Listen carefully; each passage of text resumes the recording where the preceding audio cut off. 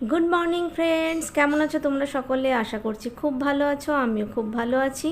আজকে চলে এসেছি আবার একটা নতুন ভিডিও নিয়ে। গত দিনে যে ভিডিওটা পোস্ট করেছিলাম চিকেনে কাবাবের রেসিপি, তোমাদের অনেকের খুব সাপোর্ট পেয়েছি, থ্যাংক ইউ সো মাচ। আবার আমি রেসিপি নিয়ে আসবো, কারণ মাঝখানে অনেকগুলো মাস আমি একদম এতটা ব্যস্ত ছিলাম যে আমি রেসিপিগুলো একদমই করতে সময় পেতাম না। তারপর প্রচণ্ড গরম পড়েছিল, এনার্জিও পাচ্ছিলাম না। তো আবার আমার চ্যানেলে নতুন করে বিভিন্ন ধরনের রেসিপি আমি ট্রাই করব, তোমাদের যখন এতটা সাপোর্ট পেয়েছি আমি। চলো আজকের ভিডিওটা শুরু করা যাক। আজকে ভিডিওটা হচ্ছে টুকরো টুকরো কিছু মুহূর্ত ক্যামেরাবন্দি করা হয়েছে তোমাদেরই জন্য।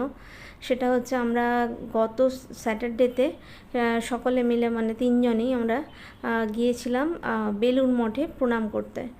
বেলুড় মঠে আমি দীক্ষিত, তো যখন গুরুদেব চলে গেলেন তারপরে আমার মঠে যাওয়ার সুযোগ হয়নি বিভিন্ন কারণে। তো সেই জন্য গত স্যাটারডেতে আমরা একদম সকালবেলা ওই 6:45 নাগাদ আমরা বাড়ি থেকে বেরিয়ে গিয়েছিলাম, কারণ বেলুড় মঠ তো তোমরা জানো যে সকাল 6টায় ওপেন করে যায়। তো আমরা বেরিয়ে গিয়েছিলাম যাতে গরম রোদ্দুরটাও না লাগে, প্লাস একটু তাড়াতাড়ি করে গিয়ে আবার ফিরে এসে অন্য কাজও সারা যাবে। তো তাই জন্য সকাল সকাল বেরিয়ে গিয়েছিলাম বেলুড় মঠের উদ্দেশ্যে, এবং এখন আমরা সেই বেলুড় মঠেই যাচ্ছি। দক্ষিণেশ্বর ক্রস করে এখন বেলুড়ের দিকে আমরা এগিয়ে যাচ্ছি। বেলুড় মঠে গিয়ে দর্শন করলাম, প্রণাম করলাম, আর প্রচণ্ড ফাঁকা ছিল। মানে আমি এত সকালে কখনো বেলুড় মঠ যাইনি। আমি সবসময় বেলুড় মঠ যখনই গেছি মোটামুটি একটা দুপুরের দিকে বা বিকেলের দিকে। এর আগেও আমার চ্যানেলে বেলুড় মঠের ব্লগ দেওয়া আছে, তো সেই ব্লগগুলো যদি দেখো তাহলে বুঝতে পারবে কী ধরনের ভিড় সেই সময়গুলোতে, মানে যখন আমরা যাই সেই সময়গুলোতে কী ধরনের ভিড় থাকে। এবং যখন লাস্ট টাইম গিয়ে আমি ব্লগ বানিয়েছিলাম তখন সামহাও ক্রিসমাসের একটা টাইম চলছিল, তাই জন্য এমনি ভিড়টা একটু বেশি ছিল, মানুষ পিকনিকের মুডে ছিল, তো তাই জন্য প্রচণ্ড পরিমাণে ভিড় ছিল। তো আমি লাস্ট দিন যখন গেছি এত সকালে গেছি এবং এত ফাঁকা ছিল যে আমি না ঠিক মতো করে শ্যুট করতে পারিনি, কারণ ওখানে মহারাজরা বিভিন্নভাবে ঘুরে বেড়াচ্ছিলেন, প্লাস ওই সিকিউরিটি গার্ড যারা ছিলেন তারা ছিলেন।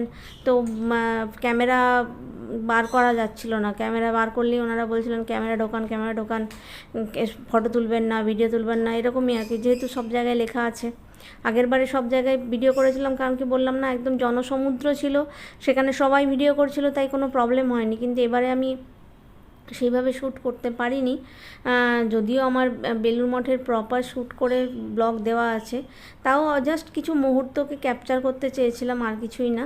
তো যাই হোক, আমি মেন মন্দিরের তাই জন্য কোনো শ্যুট করিনি, একদম গঙ্গার ধার থেকে একটুখানি ভিডিও করা হয়েছিল, তাতে যেটুকু যা উঠেছে, আর সমাধিস্থলের ভিডিও একটু করা হয়েছে।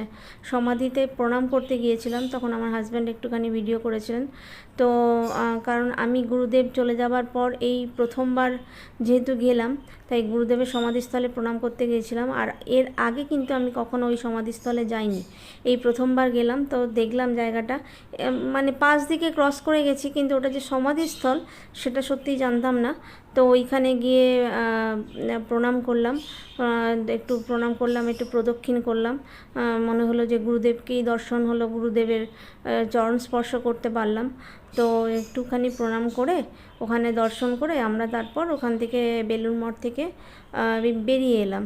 আর সকালবেলা এই গঙ্গাটা, সূর্যটা পড়েছে, তোমরা দেখলে এই যে কী সুন্দর লাগছে না গঙ্গাটা, মানে আলোর একটা রিফ্লেকশান পড়েছে না, তো একদম মনে হচ্ছে যেন সোনালি একটা রোদ্দুরটা পড়ে জলটা একদম সোনালি হয়ে গেছে, ভীষণ সুন্দর লাগছিল।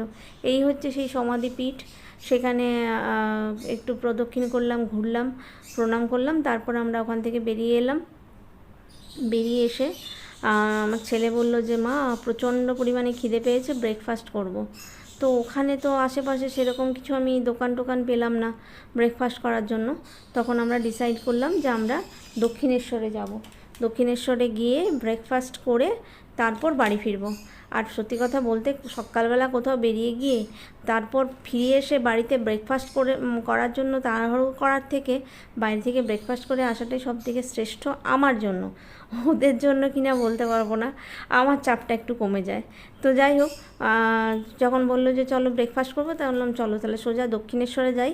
এখন দক্ষিণেশ্বরে মানে ওই ফুড প্লাজা হয়ে গিয়ে এত সুন্দর এখন খাবার দাবারের ব্যবস্থা হয়েছে। যদিও নতুন ফুড প্লাজা হওয়ার পর আমি কোনো দিন খাইনি, এই প্রথমবার খেলাম। এখন আমরা দক্ষিণেশ্বরে যাচ্ছি।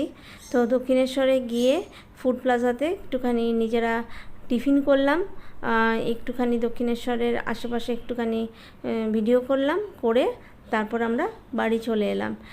কিন্তু দক্ষিণেশ্বর মন্দিরের ভেতরে আমরা ঢুকিনি, কারণ কি মন্দিরে ঢুকলে অনেক টাইম লাগতো, কারণ ওই দিন আমরা অত সকালে গিয়েছিলাম, তাতেও মন্দিরের ভিড়টা দেখে তো আমরা অবাক হয়ে গিয়েছিলাম।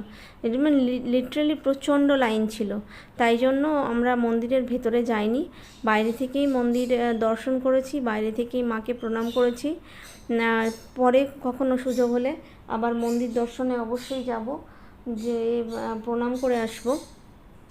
তো আপাতত আমরা মন্দিরে গিয়ে মন্দিরে একটুখানি গাড়ি পার্ক করে ভিডিও শ্যুট করে এসে খাওয়া দাওয়া করে আমরা দক্ষিণেশ্বর থেকে বেরিয়ে গেলাম বাড়ির উদ্দেশ্যে। এবং বাড়িতে এসে আমরা 9টায় ডট ঢুকে গেছি।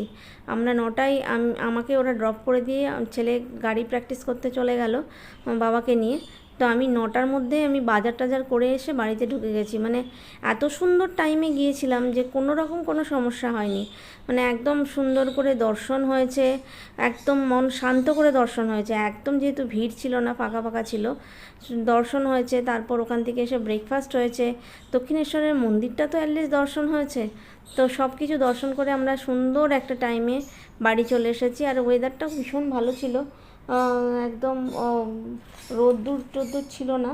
তো একদম মেঘলা মেঘলা একটা কালো কালো, তোমরা আকাশটা থেকেই বুঝতে পারছো, একটা কালো কালো মেঘ ঘুরে বেড়াচ্ছিল আকাশের মধ্যে। তো শনিবারের ওয়েদারটা সত্যিই দারুণ ছিল। তো সেই সব করে আমরা ফাইনালি আমরা বাড়ি চলে এলাম। তো আমাদের স্যাটারডে সকালটা ভীষণ সুন্দর কাটলো।